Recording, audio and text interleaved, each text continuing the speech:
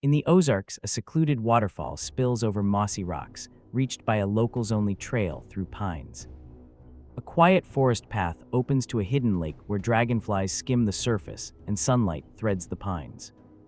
In a bustling city, a weathered building houses a tiny museum and a cafe whose pastries tell stories. A rooftop garden above a vintage shop crowns the space with lantern lights, offering sunset views and quiet conversation. Viewers are invited to map their own hidden corners and share discoveries, weaving a community of Fugo adventures.